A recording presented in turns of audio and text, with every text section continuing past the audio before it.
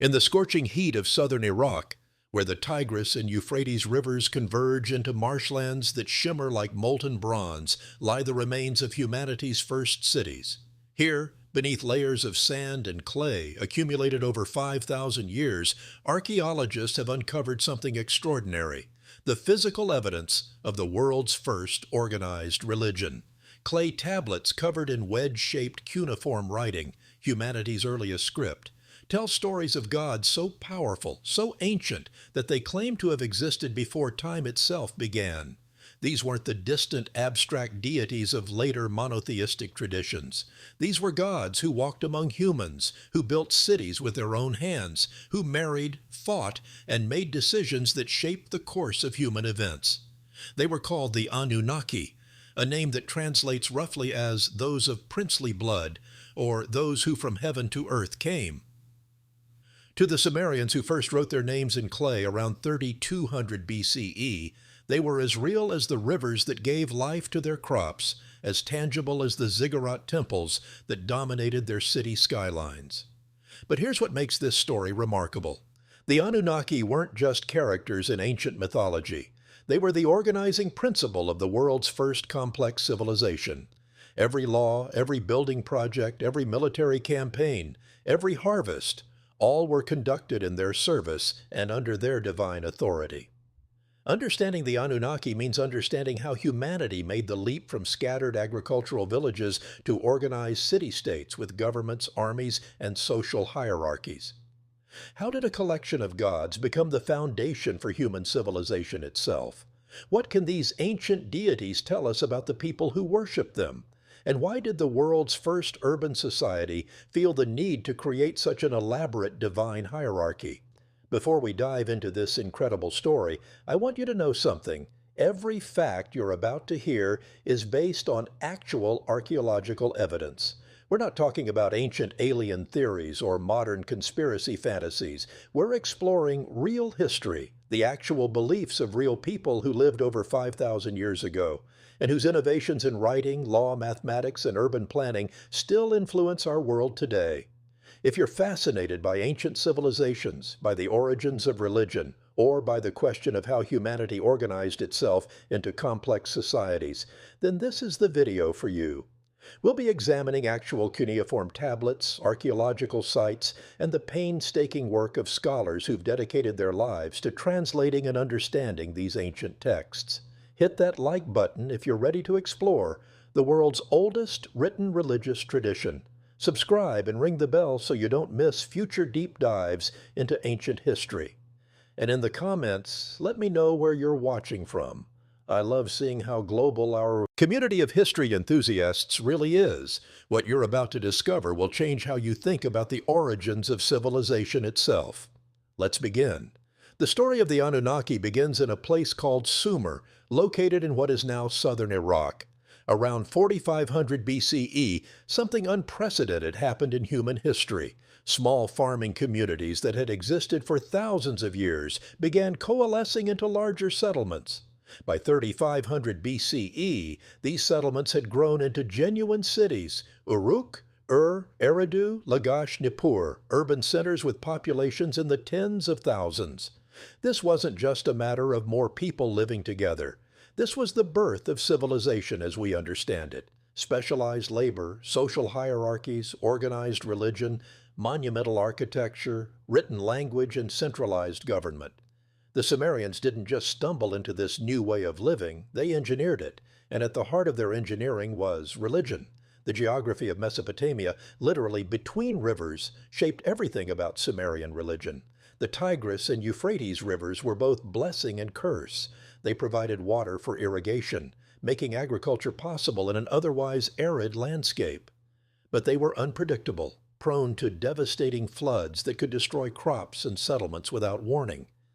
Unlike the Nile in Egypt, which flooded reliably and predictably, the Mesopotamian rivers were capricious, violent, and seemingly governed by forces beyond human understanding.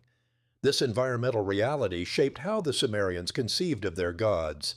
The Anunnaki weren't distant or benevolent. They were powerful, sometimes wrathful, always demanding, and absolutely essential to appease. The relationship between humans and gods was transactional. Humans provided service, labor, and offerings. Gods provided protection, prosperity, and cosmic order. The earliest written references to the Anunnaki appear around 3200 BCE in some of humanity's very first written documents. These aren't narrative texts, those came later, but administrative records from temple complexes. Already we see an organized religious hierarchy.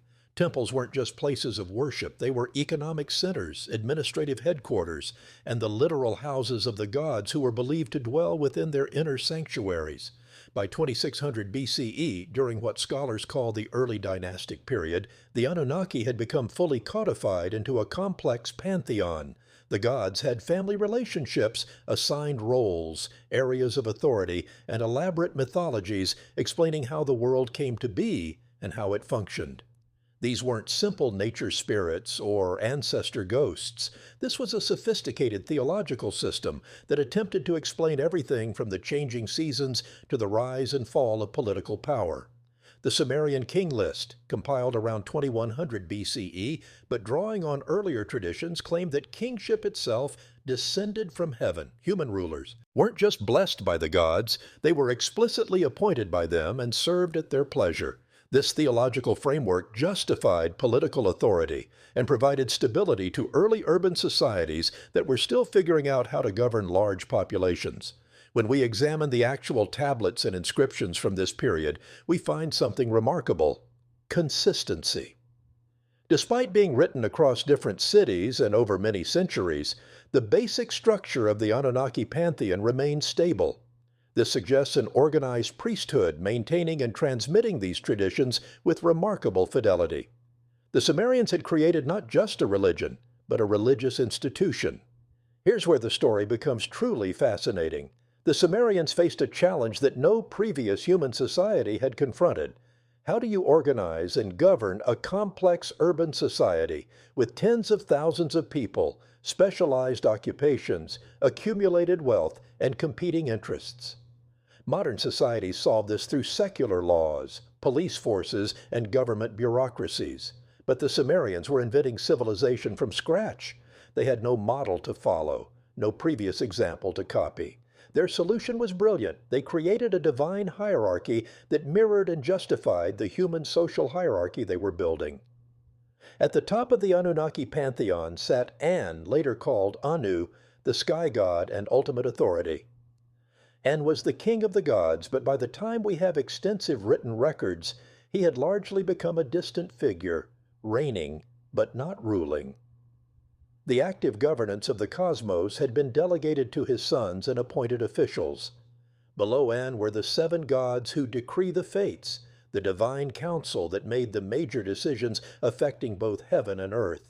This council included Enlil, the god of wind and storms, who became the chief executive deity; Enki, the god of wisdom and fresh water, who created humanity; Ninhursag, the mother goddess, and others depending on the city and time period. But here's what makes this system so sophisticated. The Anunnaki weren't just these seven major gods. Ancient texts speak of groups of 50 Anunnaki, 300 Anunnaki, and in some cases 600 Anunnaki. These weren't all individually named or characterized. They represented tiers of divine bureaucracy, cosmic administrators, each with specific functions. Think about what this means. The Sumerians conceptualized heaven as an organized bureaucracy with departments, chains of command, and specialized roles. It was a divine mirror of the complex administrative systems they were developing on Earth. Temple workers, scribes, priests, and administrators all had celestial counterparts. The gods needed food offerings. Humans needed food. The gods lived in temples. Humans built houses. The gods had hierarchies and ranks. So did human society. This wasn't primitive thinking. This was sophisticated organizational theory dressed in theological language. The scale of this theological system was staggering. Consider the temple complex at Nippur, the religious center of Sumer. Archaeological excavations have revealed a ziggurat platform measuring 73 meters by 62 meters at its base, roughly the size of a modern American football field. The temple itself sat atop this artificial mountain, making the dwelling place of Enlil literally tower over the city. But the physical structure was just the beginning. The temple employed hundreds of workers, priests who performed daily rituals, singers who performed sacred music, scribes who recorded offerings and maintained accounts, administrators who managed the temple's vast land holdings and herds, guards who protected the sacred precincts, and laborers who maintained the buildings and brought water and food offerings. All of this, the architecture, the hierarchy, the daily operations, existed to serve the Anunnaki, to maintain the cosmic order they had established. The challenge wasn't just creating a religion, it was creating a sustainable system that could organize human labor, redistribute resources, maintain social order, and provide meaning and purpose to people's lives. And they had to do this while facing the harsh realities of Mesopotamian life: unpredictable flooding, periodic drought, conflict with neighboring cities, and the constant threat of social breakdown. The Anunnaki had to be powerful enough to handle these cosmic scale problems, yet involved enough to care about individual human concerns. To understand what the Anunnaki meant to ordinary Sumerians, we need to step into their world. Imagine you're a farmer in the city of Uruk around 2600 BCE. Your day begins before dawn with a simple prayer to your personal god. Yes, beyond the great Anunnaki, every person had a personal deity who interceded on their behalf with the higher gods, like a divine advocate or lawyer. You walk through streets already bustling with activity toward your fields outside the city walls. Above you, dominating the skyline, rises the temple complex of Inanna, the goddess of love and war, Uruk's patron deity. You can see smoke rising from the temple. The morning offerings are being made. The priests are feeding the goddess, providing her with bread, beer, meat, and incense. This isn't symbolic. The Sumerians believed the gods literally consumed these offerings, drawing nourishment from them just as humans did from their meals. As you work your field, you're acutely aware that you don't own this land. Not really. It belongs to the temple, to Inanna herself. You work it as a tenant, paying a portion of your harvest as rent and taxes. But this isn't experienced as oppression. This is the natural order of things. The goddess owns the land. You have the privilege of working it. In return, she protects you, your family, and your city. Let me introduce you to someone real. His name was Ur-Nammu, and he ruled the city of Ur around 2112-2095 BCE. We know about him not just from king lists, but from his own words preserved in clay. He describes himself as the man chosen by the god Nanna, the moon god who was Ur's patron deity. Ur-Nammu didn't claim to rule by his own strength or wisdom. He ruled because Nanna had selected him, and he governed as the god's earthly representative. Ur-Nammu's law code, the oldest law code we've ever discovered, begins not with human authority, but with divine mandate. The text states that the great gods An and Enlil gave kingship to Nanna, and Nanna gave authority to Ur-Nammu. Every law he enacted, every judgment he rendered, derived its legitimacy from this divine chain of command. But what did ordinary people actually feel about the Anunnaki? We have evidence in the form of personal prayers inscribed on small tablets. One text, written by a scribe named Rim-Sin-Gamel, pleads with the goddess Inanna, "My lady, I have observed your festivals. I have brought you my tribute. I have stood in prayer before you. Why have you turned your face from me?" This reveals something profound. The relationship between humans and gods was personal, emotional, and fraught with the same uncertainties as any relationship. The gods could be pleased or angered, attentive or distracted. Humans worried about offending them, tried to gain their favor, and struggled to understand why bad things happened even when they'd done everything right. Consider the experience of a priestess serving in the temple of Nanna at Ur. Her name was Enheduanna, and she lived around 2285 BCE. She's the first author in human history whose name we know, the very first person to sign their written work. She was also the daughter of King Sargon of Akkad, appointed as high priestess as part of her father's strategy to unite his newly conquered empire through religious authority. Enheduanna wrote hymns to Inanna that survive to this day. In them, she describes the goddess in vivid, terrifying detail. Inanna, fierce lion, you fill the earth with your roaring, you pounce on the enemy, you devour the prey. These aren't the words of someone going through the motions. This is someone who believes utterly in the reality and power of the deity she serves. But Enheduanna also reveals the human cost of this service. When she was temporarily exiled from her position due to political upheaval, she wrote a lament describing her despair, her sense of abandonment by the goddess she'd served faithfully. Even for the elite, religious devotion came with genuine emotional stakes. For a construction worker building one of Ur's massive ziggurats, the Anunnaki were present in every brick. Each brick was stamped with the name of the king and the god for whom the building was erected. You weren't just building a structure, you were literally constructing the house of a god. This work was sacred, meaningful, part of maintaining the cosmic order. The human experience of the Anunnaki wasn't abstract theology. It was daily practice, personal relationship, and the organizing principle of society. These gods were everywhere.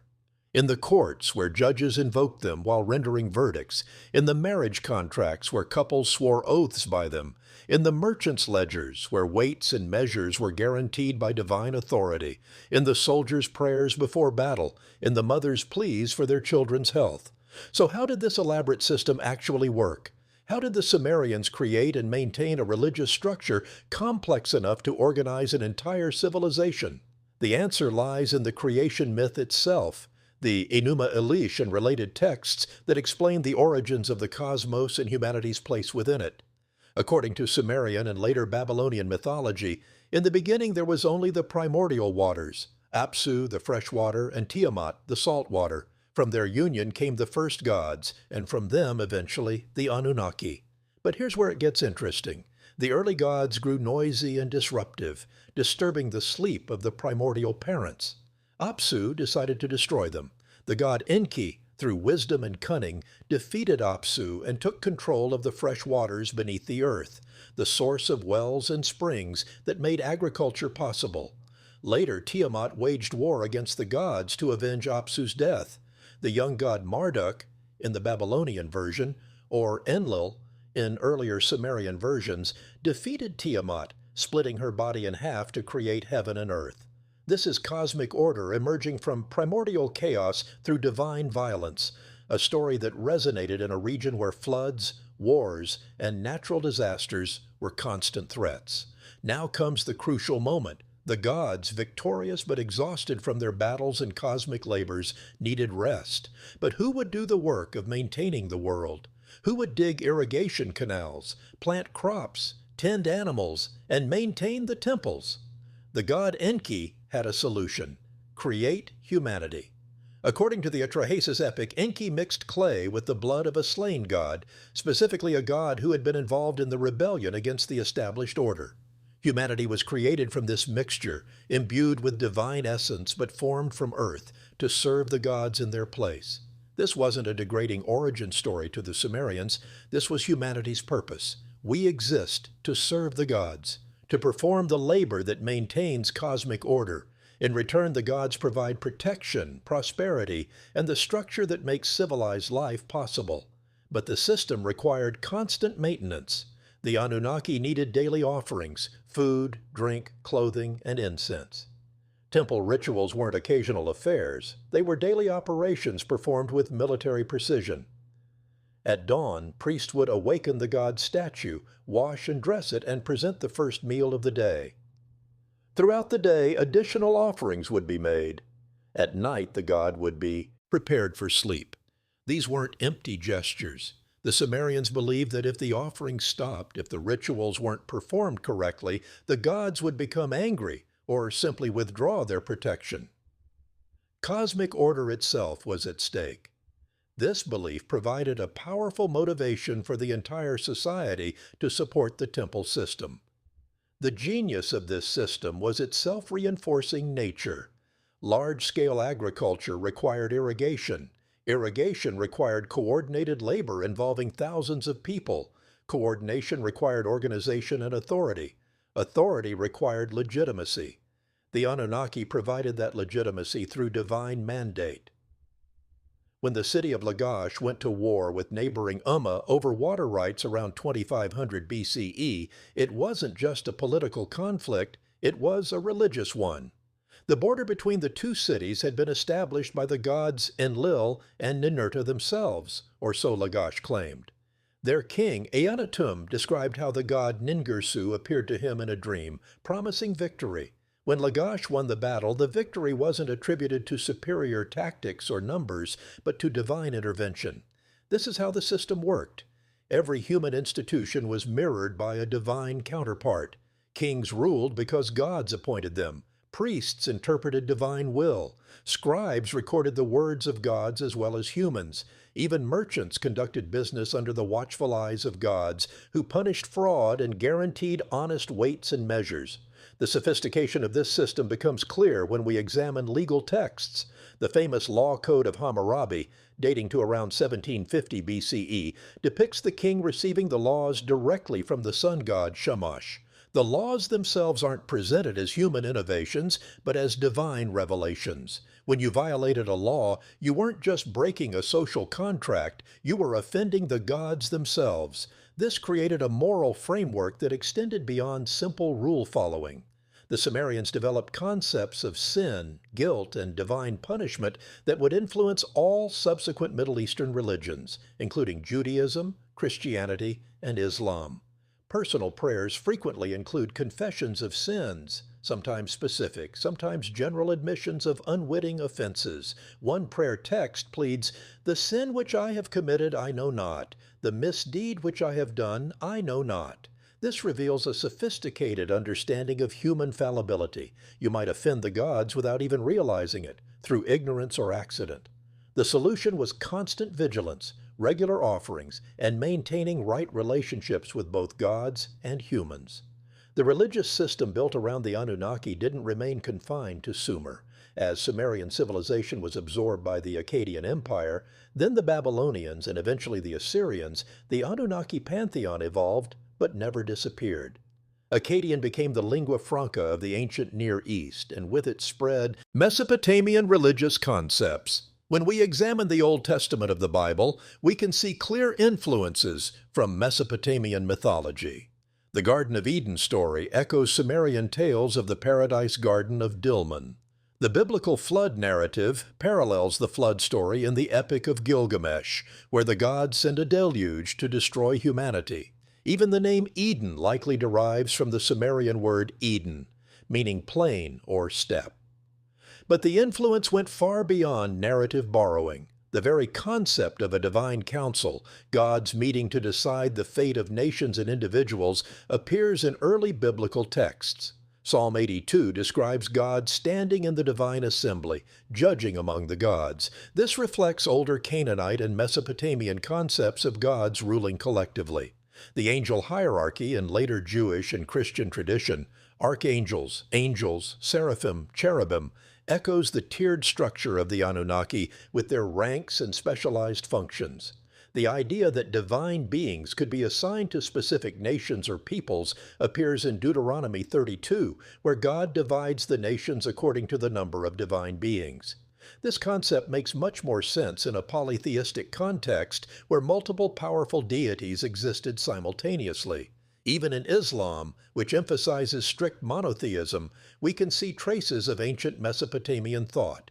The concept of angels as divine messengers and administrators, the idea of a divine book recording all deeds, the belief in a cosmic judgment, all have precursors in Mesopotamian religion.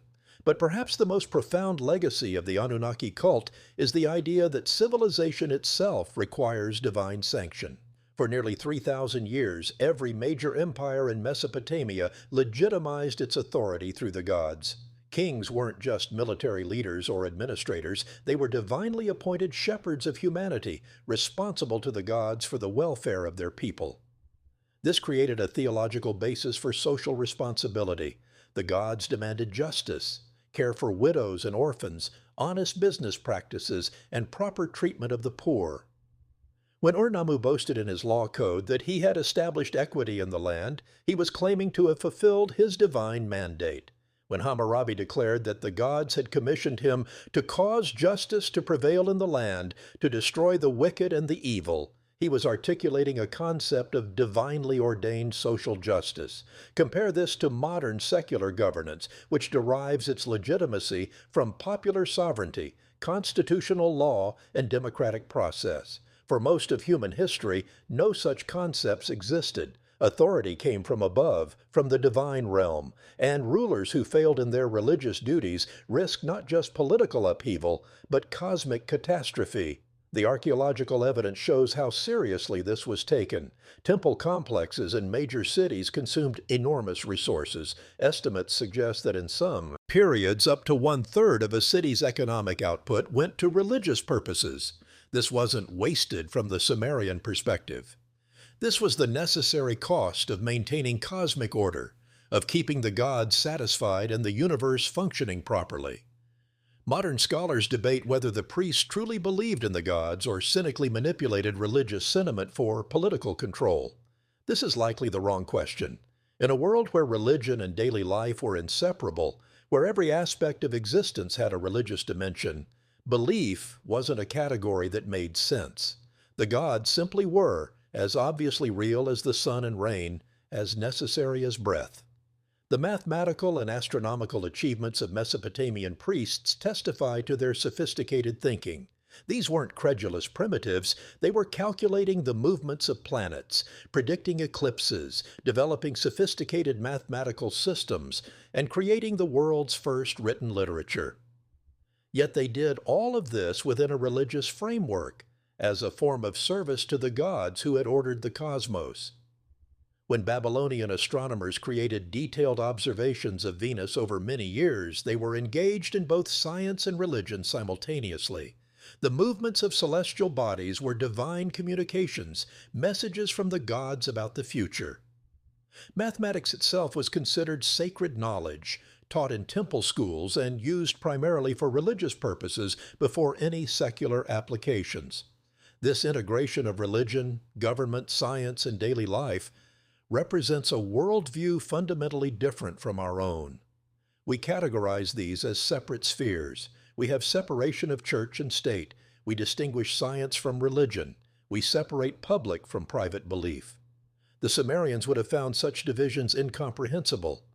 Life was holistic, and the Anunnaki were woven into every thread. What can we learn from the Anunnaki and the civilization built around them? At first glance, ancient Mesopotamian religion seems completely foreign to modern sensibilities. We don't believe in pantheons of gods controlling natural phenomena. We don't think humanity was created to serve divine beings. We don't organize our societies around temple worship. Yet beneath the mythological surface lies something profound about the human condition and our need for meaning, structure, and purpose. The Sumerians faced a fundamental challenge that every complex society faces. How do you coordinate large groups of strangers to work toward common goals? How do you create and maintain social hierarchies? How do you justify why some people have authority over others? How do you motivate people to sacrifice for the collective good? Their solution was theological: create a divine order that mirrors and justifies human social order. This wasn't cynical manipulation, though certainly some rulers exploited religious sentiment. Rather, it was a genuine attempt to make sense of the world and humanity's place in it. Consider what the Anunnaki provided: explanation for natural phenomena. Storms, floods, droughts were the actions of specific gods. Moral framework: the gods rewarded virtue and punished vice. Social structure: everyone had a place in the divinely ordered hierarchy. Purpose: maintaining cosmic order through service. And hope: the gods, while demanding, could be pleased and would provide provision and prosperity. In our secular age, we've replaced these functions with science, philosophy, law, and economics. Science explains natural phenomena through impersonal forces and laws. Philosophy and secular ethics provide moral frameworks. Democracy and constitutional law structure society and legitimate authority. Economics and psychology explain human motivation and purpose. But have we truly moved beyond the fundamental needs that the Anunnaki addressed? Humans still crave meaning and purpose. We still need to organize ourselves into functional societies. We still seek moral frameworks to distinguish right from wrong. We still wonder about our place in the universe. The Anunnaki also represent something crucial about the human imagination and our capacity for abstract thought. The Sumerians created an entire invisible world, a cosmic bureaucracy, divine councils, heavenly palaces, and used it to organize their visible world. This required extraordinary cognitive sophistication, the ability to think symbolically, to create and maintain complex narratives, to coordinate belief across thousands of people. This same capacity for creating shared fictions, whether we call them religions, ideologies, or social constructs, is what enables human civilization. Money is a shared fiction. Nations are shared fictions. Laws are shared fictions. All require collective belief in abstract concepts with no physical reality. The Sumerians were pioneers in harnessing this uniquely human capacity. There's also something profound in how the Anunnaki were understood to be both transcendent and immanent, vastly powerful yet intimately involved in human affairs. The gods lived in cosmic realms far beyond human reach, yet they dwelt in temple statues and heard individual prayers. They created the universe, yet they needed daily offerings of bread and beer. This paradox, divine beings who are both omnipotent and dependent, reflects a sophisticated theological insight. Power and relationship are not mutually exclusive. Modern religions inherited this tension. God is both infinite and personal, all-powerful yet responsive to prayer, transcendent yet immanent. The Anunnaki pioneered this theological balancing act, creating gods who were powerful enough to be worth worshiping, yet involved enough to be worth praying to. Perhaps most significantly, the Anunnaki system embodied a fundamental truth about civilization. It requires trust and cooperation on a massive scale. The temple system worked only because thousands of people collectively agreed to support it. Farmers paid their temple taxes because they believed in the system. Workers labored on ziggurats because the work was meaningful. Priests performed daily rituals because they believed it mattered. When that collective belief fractured, when people stopped believing the gods were real, or that the temples deserved support, or that the old order was legitimate, civilizations collapsed. This happened repeatedly in Mesopotamian history. The fall of kingdoms was understood theologically. The gods had withdrawn their favor and transferred power to new rulers. We see the same pattern today, though in secular terms. Modern states depend on collective belief in their legitimacy. When that belief erodes, no amount of military power can preserve the system. The Anunnaki remind us that civilization is ultimately held together not by force but by shared stories, beliefs, and values. Today, the temples of the Anunnaki lie in ruins. The mighty ziggurat of where priests once climbed stairs toward heaven itself, is now a pile of mud bricks slowly eroding in the Iraqi desert. The clay tablets recording hymns, prayers, and rituals sit in museum cases, their cuneiform script deciphered, but their religious power long extinguished. No one worships Enlil or Enki anymore. The Divine Council no longer convenes to decide the fate of nations, yet in a deeper sense the Anunnaki live on. Every time we appeal to higher principles to justify our actions, we echo the Sumerian kings who ruled by divine mandate. Every time we organize ourselves into hierarchies and bureaucracies, we mirror the cosmic administration the Sumerians imagined. Every time we seek meaning and purpose beyond mere survival, we walk paths first trodden by priests serving gods whose names we've forgotten. The Anunnaki were not real in any literal sense. No archaeologist has found evidence of actual divine beings walking the streets of or meeting in council. But they were real in the most important sense. They shaped human behavior, organized societies, inspired monumental achievements, and provided meaning to millions of lives across thousands of years. The priests who daily fed the gods, the scribes who recorded divine words, the kings who ruled as earthly representatives of heaven, they weren't deluded fools. They were our ancestors, just as intelligent and sophisticated as we are, solving the problems of their age with the intellectual tools available to them. They created civilization itself, inventing writing, law, mathematics, and urban planning. They did this not despite their religion, but through it. When we study the Anunnaki, we're not examining primitive superstition or ancient alien fantasies. We're exploring humanity's first systematic attempt to understand and organize the world through religion. We're witnessing the birth of theological thinking, the creation of divine bureaucracies that would influence every subsequent religion in the Western world. The Sumerians gave us more than clay tablets and ruined temples.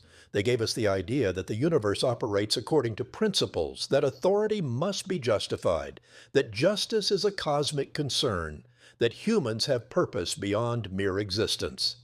Strip away the specific gods and myths, and what remains is the foundation of how we still think about morality, meaning, and social organization. 5,000 years from now, what will remain of our civilization? What gods and beliefs will archaeologists of the future excavate? Will they see us as we see the Sumerians, brilliant, creative, but imprisoned by beliefs we couldn't see beyond? Or will they recognize, as we can recognize in the Anunnaki cult, the eternal human need to make sense of existence and find our place in the cosmos? The Anunnaki remind us that civilization is always a work in progress, that every age creates the gods it needs, that meaning and order don't exist in nature, but must be imagined into existence through collective belief and sustained effort.